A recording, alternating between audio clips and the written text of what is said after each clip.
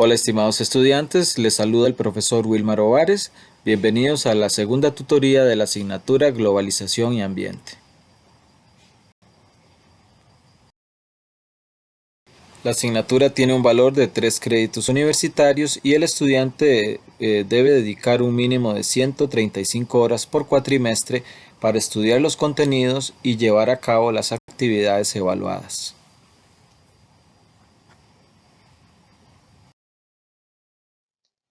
Se le recuerda al estudiante la importancia de cuidar su lenguaje escrito en todas las actividades académicas evaluadas.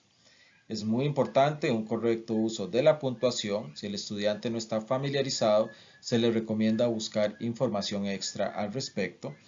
Párrafos con una extensión adecuada, que no sean demasiado cortos o demasiado largos, y un uso apropiado de las mayúsculas. La asignatura cuenta con 4 temas específicos que desarrollan los contenidos del libro de texto a evaluar. Las fechas están indicadas en esta presentación y en el cronograma de actividades, disponible en la plataforma de estudio y en la orientación académica.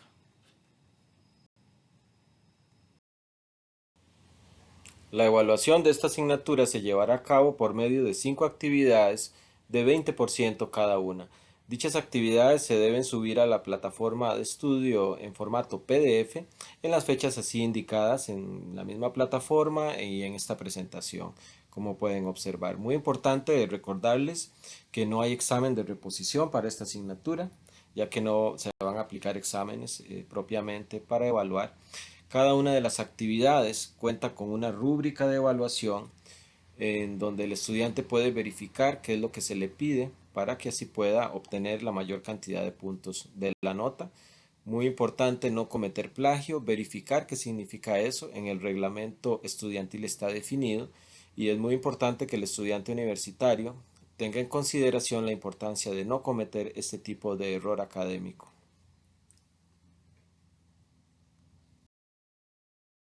La asignatura Globalización y Ambiente forma parte del programa de Humanidades de la Universidad Estatal a Distancia. Es ofertado por la Cátedra de Sociedad y Ambiente de la Escuela de Ciencias Exactas y Naturales. Se les recuerda que la UNED no recibe entregas fuera de las fechas establecidas, excepto en algunos casos indicados en el Reglamento General Estudiantil. En estos casos, los estudiantes deben contactar al encargado de la cátedra y presentar las evidencias respectivas. Los estudiantes pueden contactar con su profesor por medio del entorno estudiantil, por medio del correo interno en el entorno y por medio del foro de dudas y consultas. En caso necesario, también se puede contactar con la Cátedra de Sociedad y Ambiente, con la señora María Zúñiga Amador, encargada de cátedra, al 2202-1803 o al correo mzunigaa@uned.ac.cr.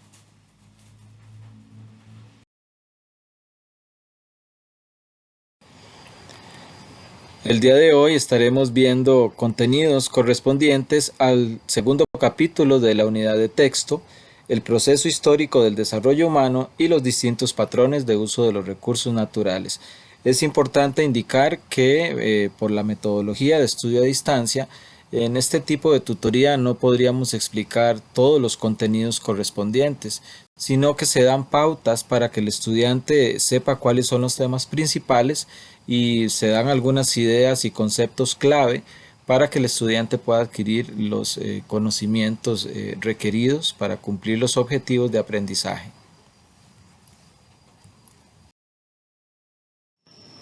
El segundo capítulo se subdivide en 2 grandes temas: las tendencias mundiales de la segunda mitad del siglo XX, en donde se sentaron las bases de la globalización actual. Se analizan los cambios ambientales ocurridos en esta época, así como el cambio climático y el desarrollo socioeconómico de nuestro país. En el segundo subtema, se definen conceptos relacionados con el enfoque del desarrollo sostenible.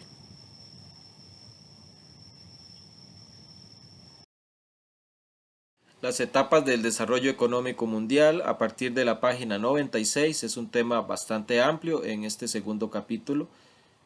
la posguerra y formación de bloques hegemónicos originados a partir de la finalización de la Segunda Guerra Mundial.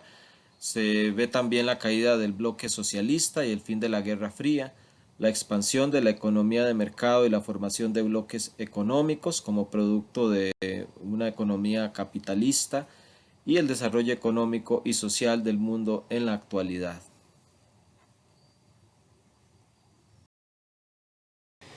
El siglo XX vio dos guerras mundiales que cambiaron completamente la configuración geopolítica del mundo. Antes de la Primera Guerra Mundial, Alemania era la potencia emergente que entraba en conflicto con Rusia. Existía el Imperio Austrohúngaro, uno de los imperios más importantes de la época. Todavía existía el Imperio Otomano, que poseía algunas de las zonas más conflictivas de la actualidad, como Siria o Irak. El Reino Unido de la Gran Bretaña estaba presente en Irlanda. Irlanda pertenecía a la Gran Bretaña y eh, todos estos cambios que se fueron dando a partir de las guerras y situaciones económicas como la Gran Depresión llevarían a una segunda guerra que totalmente cambiaría la configuración del mundo a nivel político y traería cambios importantes que llevarían a la actual globalización, de hecho. Después de 1949 queda Europa dividida en diferentes áreas, nuevos países.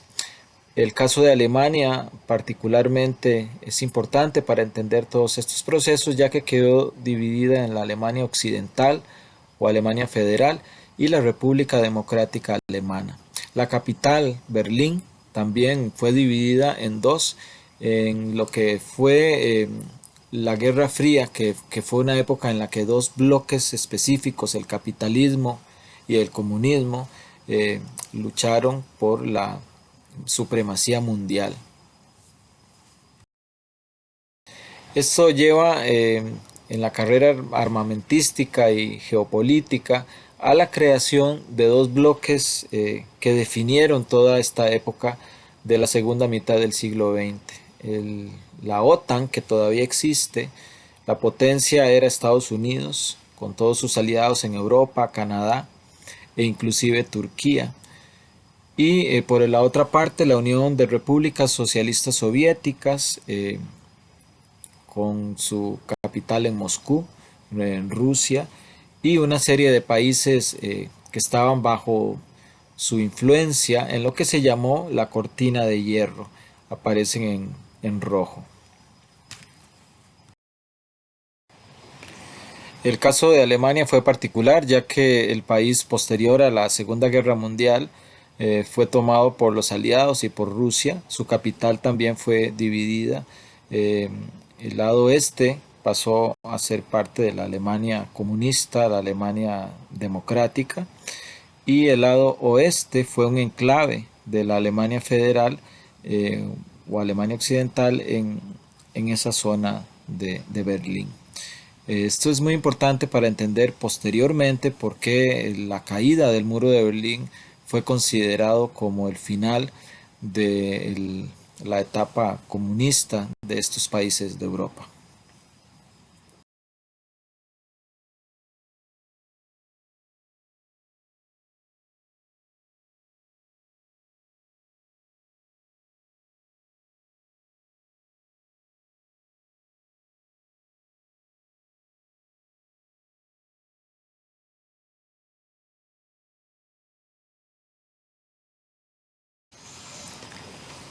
A finales de los años 80 en la Unión Soviética se empiezan a dar cambios importantes ejecutados por el presidente de entonces, Mikhail Gorbachev, por medio de sus políticas de reformas o perestroika, eh, lo cual hizo un cambio radical en la política de esos países hasta el momento.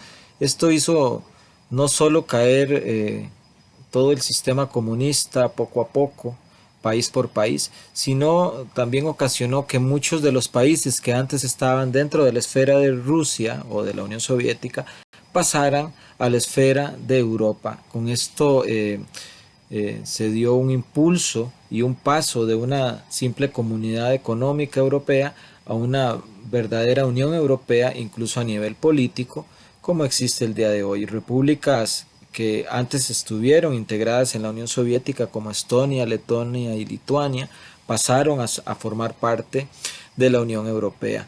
Lo mismo que Polonia, Checoslovaquia, que se dividiría igualmente en dos repúblicas, la República Checa y Eslovaquia, y todos los demás países correspondientes a la cortina de hierro, como pueden observar en ambos mapas. Esto le dio un impulso al sistema entonces predominante en Occidente, como lo es el capitalismo. Esto dio impulso a instituciones como el Banco Mundial o al Fondo Monetario Internacional eh, para iniciar contactos con esos países y empezar a meterlos en la esfera capitalista. Esto le dio mucho poder al capitalismo en términos generales. Lo mismo pasó en el resto del mundo, en donde incluso países antes eh, muy comunistas e incluso cerrados como China, se empezaron también a pasar al lado capitalista. En el caso de China, ellos siguen siendo comunistas o teniendo un sistema comunista, pero lo abrieron completamente a la economía. eh, y todo eso ha traído pues un impacto importante a nivel mundial en todo sentido y particularmente a nivel ambiental. A finales de los años 70 y la década de los 80, China inició una serie de transformaciones internas para impulsar el crecimiento económico que incluyeron reformas económicas como la apertura del país a la inversión extranjera. En la actualidad, China se ha convertido en la segunda potencia económica del mundo y es el primer exportador industrial en la actualidad.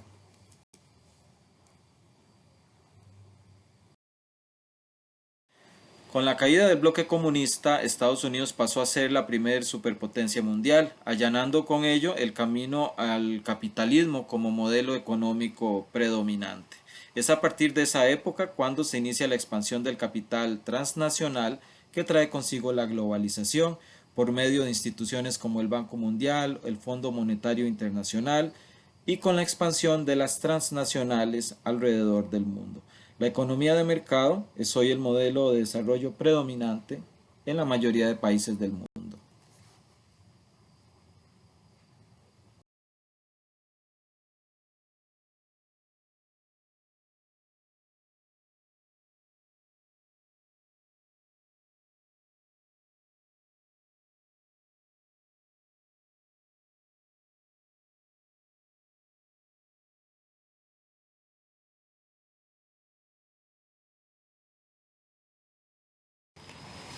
El mundo sigue polarizado, ya pasó la Guerra Fría, pero siguen habiendo países más desarrollados que otros, siguen habiendo diferencias de culto, de lengua, seguimos viviendo en un mundo polarizado y en la actual etapa capitalista en la que se vive, la división entre ricos y pobres, entre norte y sur, muchas veces es muy acentuada, provocando movimientos sociales de unos países a otros, en donde eh, obviamente se siguen dando conflictos a nivel interno.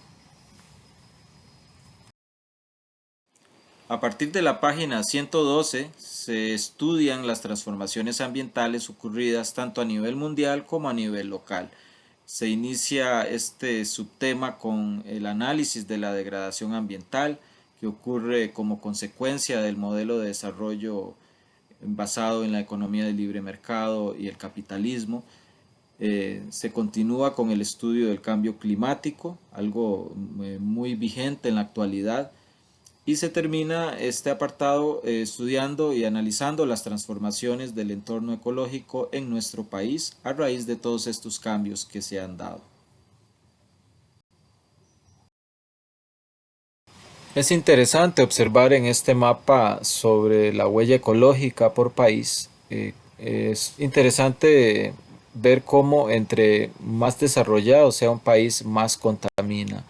Eso nos da una idea de que posiblemente el sistema imperante en la actualidad no es el idóneo a nivel ambiental, ya que para un país llegar a obtener una renta alta y un alto desarrollo económico, necesita muchas veces contaminar y consumir sus recursos. Esto tiene impacto mundial y aquí es donde empieza también a verse la importancia de llevar los procesos de globalización de forma correcta y promover otras alternativas de desarrollo que no sea un desarrollo desenfrenado, sino un desarrollo que considere también al medio natural.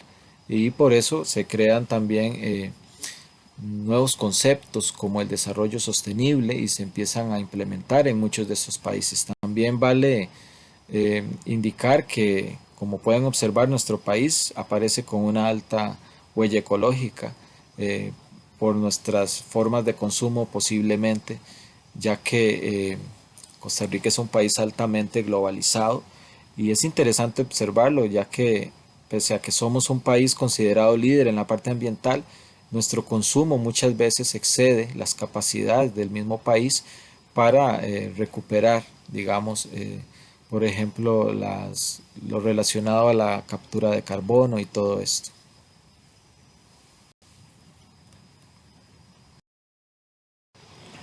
Todos estos cambios y toda esta contaminación producida por los sistemas de producción actuales llevan a realmente impactos importantes, como se puede observar en la presente imagen, con respecto al Polo Norte. Eso es un ejemplo.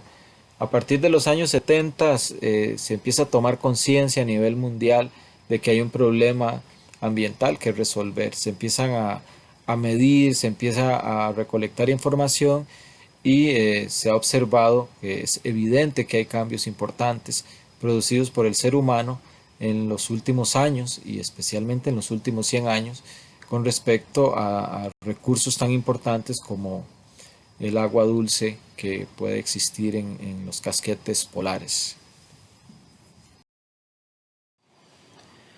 A partir de 1950 y hasta finales de la década de los 70 del siglo XX, se dan cambios muy importantes a nivel social y económico en nuestro país.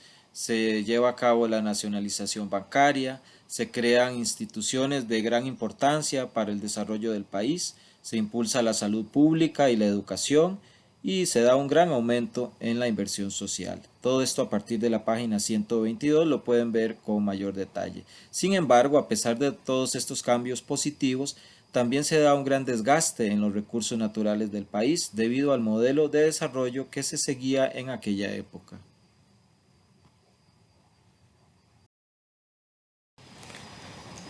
A partir de la segunda mitad del siglo XX, Costa Rica ve su mayor degradación en la historia en cuanto a sus recursos naturales y pérdida de cobertura forestal. Sin embargo, a partir de los años 90 se empieza un proceso de mejora a nivel ecosistémico, impulsado obviamente por la creación de los parques nacionales años atrás, de forma que Costa Rica, a pesar de que se encuentra en esta época con serios problemas de pérdida de biodiversidad y a nivel ecológico, también puede decirse que es uno de los pocos países del mundo que ha logrado revertir esa tendencia y pasar de ser uno de los países con tasas de deforestación más grandes en el mundo a ser un país considerado líder en la protección ambiental. En las últimas décadas del siglo XX, Costa Rica ve nuevamente un cambio importante en el modelo social y en el modelo de desarrollo del país. En 1978, con la crisis de los precios del café, los precios del petróleo, se da una subida importante del dólar, con lo cual se da una crisis de dimensiones bastante importantes para nuestro país. A partir de ahí se da un cambio de una economía agrícola a una economía diversificada, se da una apertura a nivel comercial, se intenta reducir el Estado, cambiando con ello el modelo que venía siguiendo el país a partir de la revolución del 48, y se da un impulso a la economía de libre mercado, con lo cual Costa Rica ingresa formalmente, por decirlo así, al mundo de la globalización.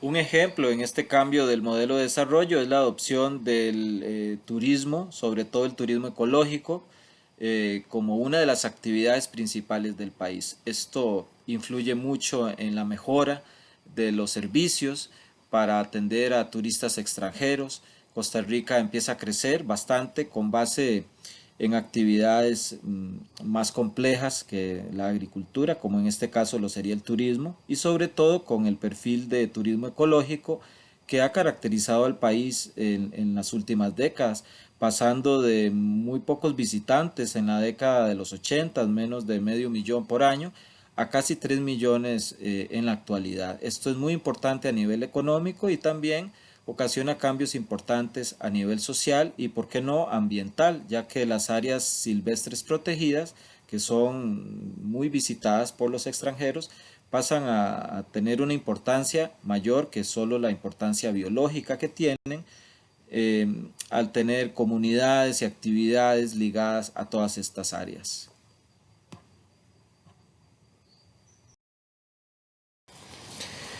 Ya llegamos a inicios del siglo XXI, en donde pues Costa Rica entra de lleno ya en la globalización, como se dijo antes, por medio de instrumentos como los tratados de libre comercio.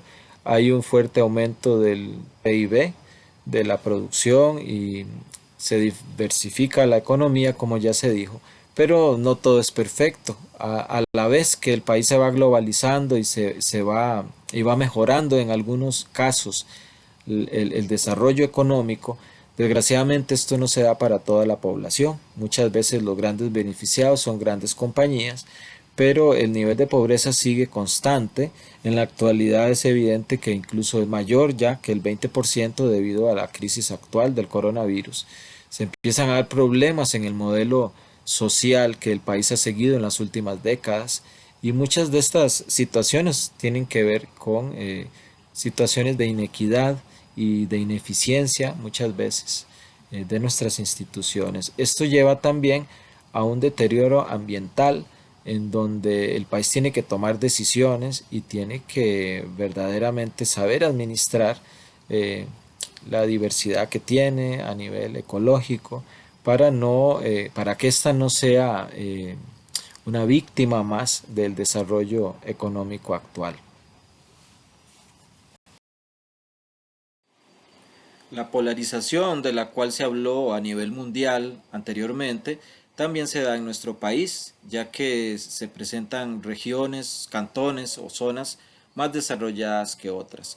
El centro del país suele tener mayores servicios, mayores oportunidades de empleo y de crecimiento, mientras que las zonas rurales alejadas presentan menores niveles de desarrollo. Esto es muy complejo para el país, y por lo cual es muy importante propiciar oportunidades de crecimiento en las diferentes áreas de Costa Rica.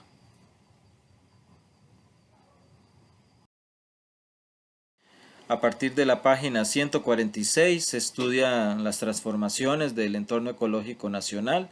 Se ven la importancia de las áreas silvestres protegidas para proteger la biodiversidad existente en el país, de gran importancia por muchas razones, entre ellas el turismo que ya se mencionó, la producción de agua, la captura de carbono, por ejemplo. También se ve el uso del suelo y la deforestación, algo de gran importancia, ya que el cambio en los patrones de uso del suelo, como sustituir zonas boscosas o sistemas agroforestales por urbanizaciones o por fábricas, etcétera, también presionan los recursos naturales de nuestro país, lo cual causa problemas a nivel ambiental. Esta contaminación ambiental de nuestros ríos, de nuestro aire, incide también en una menor calidad de vida. Por eso es muy importante tratar de promover un desarrollo que considere la parte ambiental.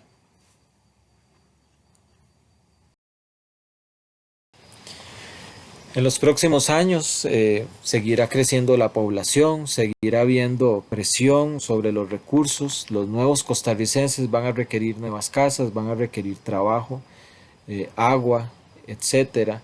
Es muy importante mejorar los medios de producción, ya que si bien es necesario brindar oportunidades de trabajo a la población, no puede ser en contra de los recursos naturales. No podemos contaminar el agua o el suelo porque posteriormente de igual forma nos vamos a quedar sin el trabajo y con una naturaleza muy afectada, como ya ha pasado en otros países. A partir de la página 165 entramos al estudio del último de los temas de este segundo capítulo, el enfoque del desarrollo sostenible. Diferentes instituciones alrededor del mundo han llevado a cabo definiciones de lo que es el desarrollo sostenible. A partir, como se indicó, de la página 165 podrán obtener mayores detalles para tener una mejor idea sobre en qué consiste el desarrollo sostenible.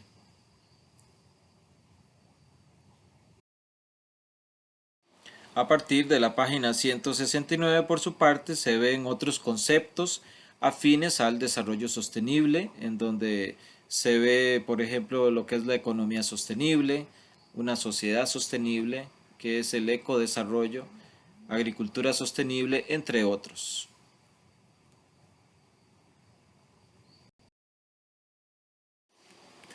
Con base en la figura que aparece en la página 172 de este segundo capítulo, podríamos decir que en términos generales el desarrollo sostenible se asocia con un crecimiento que considera no solo factores económicos, sino factores sociales también y factores ambientales. Para culminar con los contenidos de este segundo capítulo, es muy importante entonces considerar los objetivos de desarrollo sostenible promovidos por la Organización de las Naciones Unidas para llevar a cabo un verdadero desarrollo que considere entonces no solo aspectos económicos, sino también sociales y ambientales, para lo cual se crean esos diferentes objetivos con base en los cuales los países, las instituciones, las comunidades deben trabajar, en algunos casos a nivel social, como erradicar la pobreza o el hambre en el mundo, mejorar la educación, pero también a nivel ambiental, como el cuidado de la vida submarina, la acción por el clima o también el manejo correcto de los ecosistemas terrestres y acuáticos.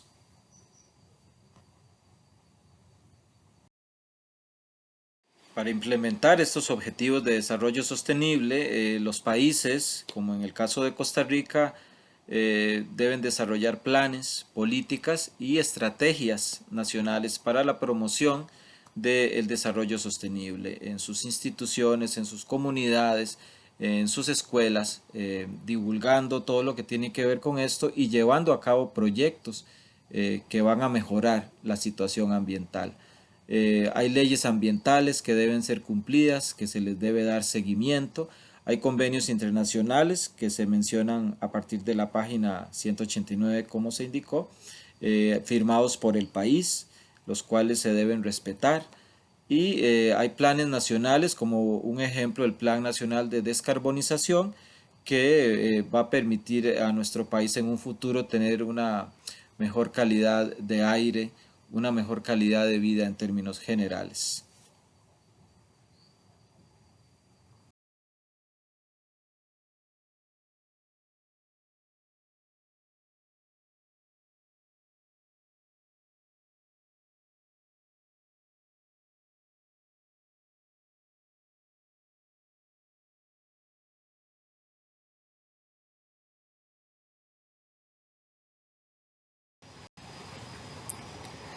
Y así llegamos al final de esta segunda tutoría. Muchas gracias por su atención. Les habló el profesor Wilmar Ovares. Que tengan una excelente semana.